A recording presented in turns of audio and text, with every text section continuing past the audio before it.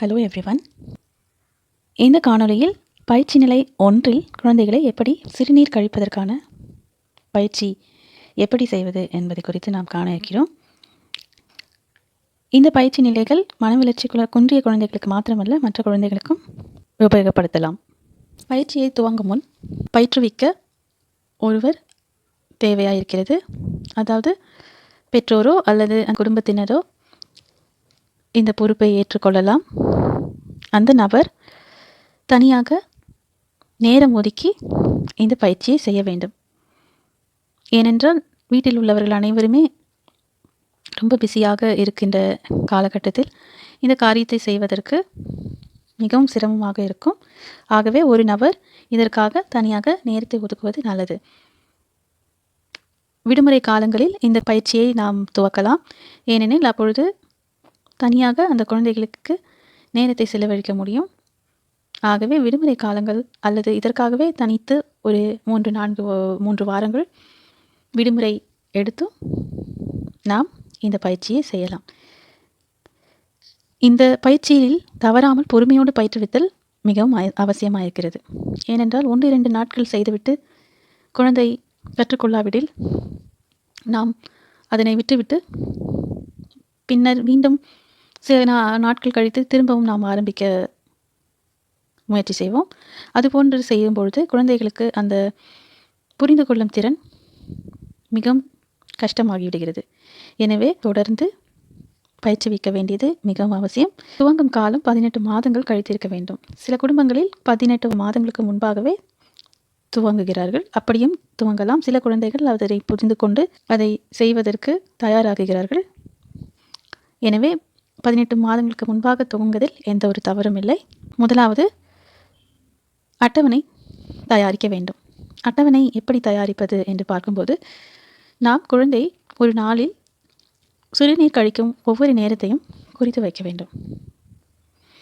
அந்த சிறுநீர் கழிக்கும் கால இடைவெளியை கணக்கிட வேண்டும்.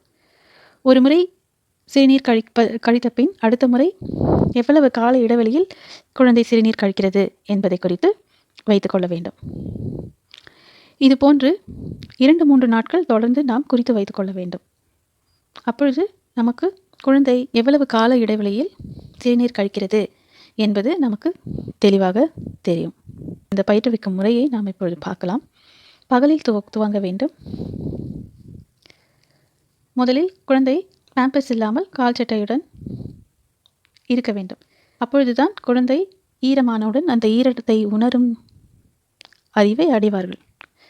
ஈரமாவதை குழந்தைகள் உணருவதற்கு நாம் வாய்ப்பு தர வேண்டும். பேம்பர்ஸ் போட்டு இருக்கும் பொழுது அந்த ஈரத்தன்மையை குழந்தைகளால் சரிவர உணர முடியாது. ஓர் இடம் தேர்வு செய்ய வேண்டும். பொதுவாக சிறு குழந்தைகளுக்கு சிறுநீர் கழிப்பதற்கு கழிப்பறையை தான் பயன்படுத்த வேண்டும் என்பதில்லை. வெளியிலோ அல்லது வீட்டின் பின்புறத்திலோ ஏதாவது ஒரு இடத்தை தேர்வு செய்து கொள்ளலாம். ஏனென்றால் சில குழந்தைகள் கழிப்பறைக்குள் போவதற்கு, குறிப்பாக மன வளர்ச்சி குன்றிய குழந்தைகள் அதற்குள் போவதற்கு மிகவும் பயப்படுவார்கள். அவ்வாறு பயப்படுகின்ற குழந்தைகளை நாம் கட்டாயப்படுத்தி அங்கு கொண்டு செல்ல வேண்டும் என்கின்ற அவசியம் இல்லை. முதலாவது வேறு இடத்தில் அவர்கள் கம்ஃபர்டபுளாக எங்கு போகிறார்களோ அந்த ஒரு இடத்தை நாம் தேர்வு செய்துவிட்டு பின்னர் கழிப்பறைக்கு கொண்டு செல்லலாம். எனவே ஒரு குறிப்பிட்ட இடத்தை, எங்கு குழந்தை சிறுநீர் கழிக்க வேண்டும் என்கின்ற இடத்தை நாம் தேர்வு செய்து வைக்க வேண்டும். அந்த இடம் ஒரே இடமாக இருக்க வேண்டும். ஒரு நாள் ஒரு இடம், மற்றொரு நாள் இன்னொரு இடமாக இருக்கக்கூடாது. குழந்தைக்கு அப்பொழுது புரிந்து கொள்ளும் தன்மை குறைகிறது. இடம் தேர்வு செய்தவுடன் காலையில் தூங்கி எழுந்தவுடன் குழந்தையை அவ்விடத்துக்கு அழைத்து செல்ல வேண்டும். தூங்கி எழுந்தவுடன் அழைத்து செல்லும் பொழுது அதனுடைய சிறுநீர் கழிக்கும் வாய்ப்பு அதிகமாகிறது. மத்தியானத்தில் தூங்கி எழுந்த பின்னரும் இது போன்ற பயிற்சியை செய்யலாம். அவ்விடத்திற்கு அழைத்து சென்றவுடன் கால் சட்டையை கழற்றிவிட்டு சிறுநீர் கழிக்க ஊக்கப்படுத்த வேண்டும். குறிப்பிட்ட வார்த்தை அல்லது ஒலி அல்லது செய்கை உபயோகிக்கலாம். அந்தந்த லாங்குவேஜில் அவர்கள் உபயோகிக்கிற அல்லது அவர்கள் அந்த குடும்பத்தினர் உபயோகிக்கிற வார்த்தையோ அல்லது ஒலியையோ உபயோகிக்கலாம். சிறிது நேரம் காத்திருக்கணும். உடனடியாக குழந்தையை அவசரப்படுத்தக்கூடாது. சில நேரங்களில் பாதங்களில் தண்ணீர் ஊற்றலாம். தண்ணீர் ஊற்றுவதும் சிறுநீர் கழிப்பதற்கு உதவும். 2-3 நிமிடங்கள் காத்திருந்த பின்பு குழந்தை சிறுநீர் கழித்தால் பாராட்ட வேண்டும். கண்டிப்பாக இந்த பாராட்டுதல் குழந்தைகளுக்கு மிகவும் அவசியமாகிறது. கைத்தட்டியோ அல்லது தட்டி கொடுத்தோ அல்லது முத்தம் கொடுத்தோ ஏதோ ஒரு வழியில் குழந்தைகளை நாம் பாராட்ட வேண்டும். பின்னர் குறித்து வைத்திருக்கிற அந்த கால இடைவெளியில் மீண்டும் குழந்தையை அழைத்து செல்ல வேண்டும். அந்த குறிப்பிட்ட இடத்திற்கு மீண்டும் அழைத்து செல்ல வேண்டும். அந்த கால இடைவெளி 1.5 மணி நேரமாக இருக்கலாம் அல்லது 2 மணி நேரமாக இருக்கலாம். எந்த நேரமோ அதற்குள்ளாக நாம் மீண்டும் குழந்தைகளை அழைத்து செல்ல வேண்டும். ஒருவேளை குழந்தை அதிகமான தண்ணீரோ நீராகாரமோ அருந்திருந்தால் அந்த கால இடைவெளிக்கு முன்னதாகவே நாம் அந்த குறிப்பிட்ட இடத்திற்கு அழைத்து செல்ல வேண்டியிருக்கும். முன்கூறிய அதே முறையை நாம் இப்பொழுதும் பின்பற்ற வேண்டும். இது போன்று 2-3 வாரங்கள் தொடர்ந்து செய்ய வேண்டும்.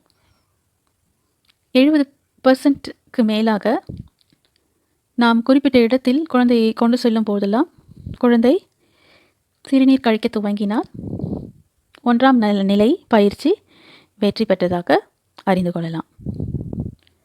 இதற்கு 3-5 நாட்கள் முதல் 3-4 வாரங்கள் வரை தேவைப்படலாம். ஒவ்வொரு குழந்தையை பொறுத்தது. அது மாத்திரமல்ல, அதை பயிற்றுவிக்கிறவர்கள் எவ்வளவு பொறுமையோடு தினந்தோறும் பயிற்றுவிக்கிறார்கள் என்பதை பொறுத்து இந்த காலங்கள் அமையும். இவ்வாறு பயின்றதை நாம் அன்றாட வாழ்வில் பின்பற்ற வேண்டும். இவ்வாறு பயிற்சி அடைந்தவுடன் குழந்தை பயின்று விட்டது என்று விட்டுவிடக்கூடாது. 2-3 நிமிடங்கள் காத்திருந்த பின்னரும் குழந்தை சிறுநீர் கழிக்காவிடில் அந்த குழந்தையை 10 நிமிட கால இடைவெளியில் மீண்டும் அதே இடத்திற்கு அழைத்து செல்ல வேண்டும். அழைத்து சென்று முன்கூறிய அதே முறையை பின்பற்றி சிறுநீர் கழிக்க ஊக்குவிக்க வேண்டும். இது போன்று 2 வாரங்கள் தொடர்ந்து செய்ய வேண்டும்.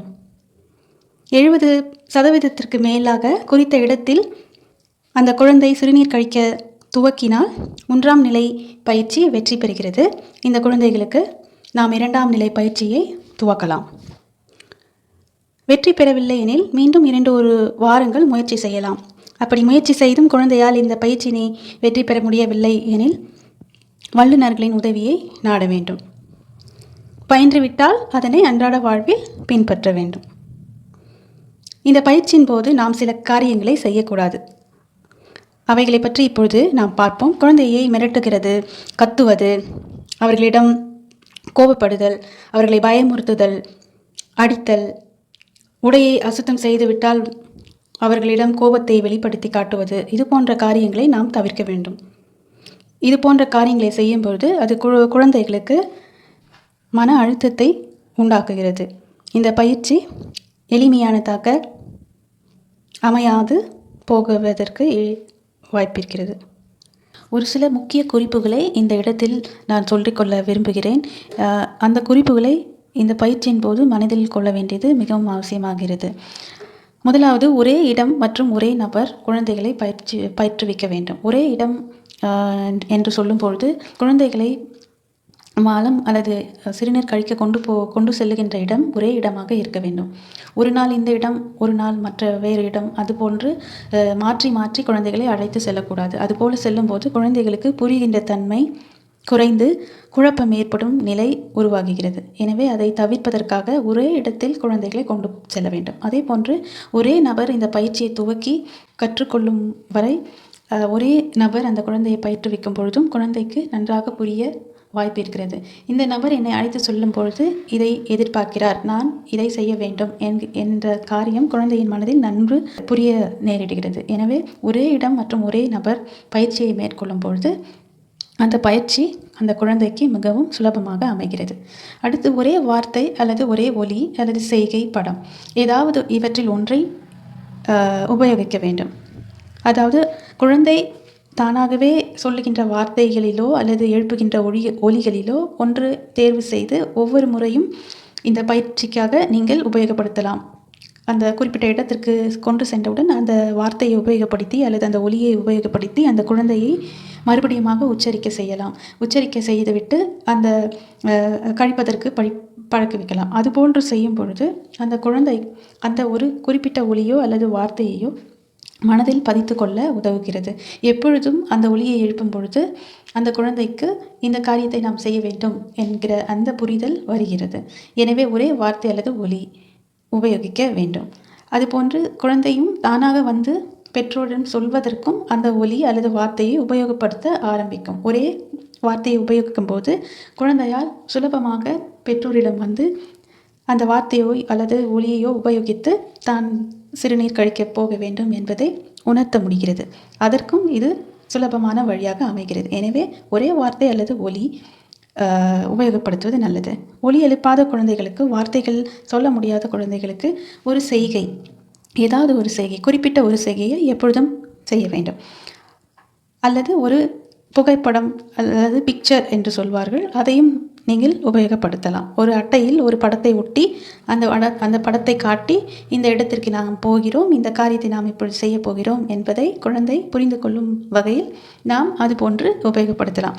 இது குழந்தையால் வார்த்தை எழுப்ப முடியாத நேரத்தில், ஒலி எழுப்ப முடியாத நேரத்தில் மற்றும் கேட்கும் திறன் அதிகம் இல்லாத குழந்தைகளுக்கும் இது போன்று நாம் செய்யலாம். இப்படி செய்யும் பொழுது அந்த பயிற்சி மிகவும் சுலபமாக அமைகிறது. அடுத்து இடைவெளி விடாமல் பயிற்றுவிக்க வேண்டும். 2 நாட்கள் அல்லது 3 நாட்கள் செய்துவிட்டு பின்னர் 4-5 நாட்கள் இடைவெளி விட்டுவிட்டு திரும்பவும் ஆரம்பிப்பது குழந்தைகளுக்கு மிகவும் கடினமாக இருக்கும் புரிந்து கொள்ள. அது மாத்திரமல்ல, குழப்பங்கள் உருவாகிறதுக்கு நிறைய வாய்ப்புகள் உள்ளது. எனவே இது போன்ற இடைவெளி விடாமல் தொடர்ந்து இந்த பயிற்சியை செய்ய வேண்டும். இதற்காகவே ஒரு தனி நேரத்தை நாம் எடுத்துக்கொள்ள வேண்டும். ஒரு விடுமுறை நாட்களிலோ அல்லது தினமும் செய்ய வேண்டிய அந்த வேலைக்கு நடுவில் ஒரு குறிப்பிட்ட நாட்கள், 2 வாரங்கள் அல்லது 3 வாரங்கள் அவைகளிலிருந்து நம்மை விடுவித்து கொண்டு இந்த பயிற்சியை துவக்குவது நல்லது. அது மாத்திரமல்ல, விடாமுயற்சி மிகவும் அவசியம். 2 வாரங்கள் பயிற்சி செய்த பின்னர் குழந்தையால் அதை புரிந்து கொள்ள முடியாவிட்டால் தொடர்ந்து இன்னும் 1 அல்லது 2 வாரங்களுக்கோ நாம் பயிற்சி கொடுப்பதற்கு தயாராக இருக்க வேண்டும். அது மாத்திரமல்ல, அன்றாட வாழ்வில் இந்த பயிற்சியை பின்பற்ற வேண்டும். குழந்தை 2 அல்லது 3 வாரங்களுக்குள் இந்த குறிப்பிட்ட பயிற்சியை கற்றுக்கொண்டாயிற்று என்று விட்டுவிடக்கூடாது. தொடர்ந்து அந்த பழக்கத்தை வலியுறுத்தி கொண்டே இருக்க வேண்டும். தினந்தோறும் எழுந்த பின்னர் 2 மணி நேரத்திற்கு ஒரு தடவை குழந்தையை ஞாபகப்படுத்தி இந்த செயலை செய்ய ஊக்கப்படுத்த வேண்டும். அப்படி ஊக்கப்படுத்தி தினமும் அன்றாட வாழ்வில் இதை பின்பற்றி கொண்டே இருக்கும் பொழுதுதான் அது குழந்தைக்கு மனதில் ஆழமாக பதிந்து அது மறக்காமல் தொடர்ந்து இச்செயலை செய்வதற்கு ஏதுவாகிறது. அது மாத்திரமல்ல, இன்னொரு முக்கிய குறிப்பு ஒன்றை சொல்ல விரும்புகிறேன். அதாவது சிறந்த நேரத்தை நாம் பயன்படுத்த தவறக்கூடாது. அதாவது சிறந்த நேரம் என்று நாம் பார்க்கும்போது இரவு அல்லது நண்பகல் தூங்கி எழுந்த பின்னர் குழந்தைகளை சிறுநீர் கழிக்க கொண்டு போகும் பொழுது அதனுடைய விளைவுகள் சுலபமாக குழந்தை புரிந்து கொள்வதற்கு ஏதுவாகிறது.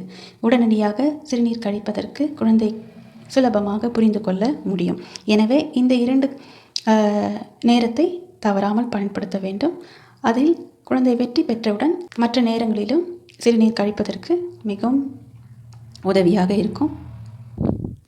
ஏதேனும் சந்தேகங்கள் அல்லது ஆலோசனைகள் தேவைப்பட்டால் குறிக்கப்பட்டுள்ள மின்னஞ்சலில் எங்களுடன் தொடர்பு கொள்ளவும்.